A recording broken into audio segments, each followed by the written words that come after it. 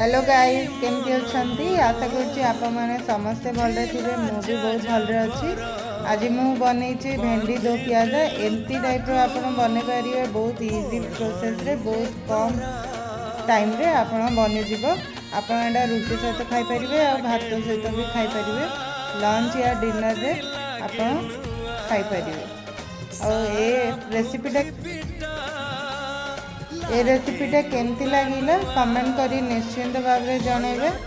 आउ हाँ मो चैनल को लाइक शेयर एंड सब्सक्राइब करिए तो जमार भूलिबेनी। रोचे जय जगन्नाथ।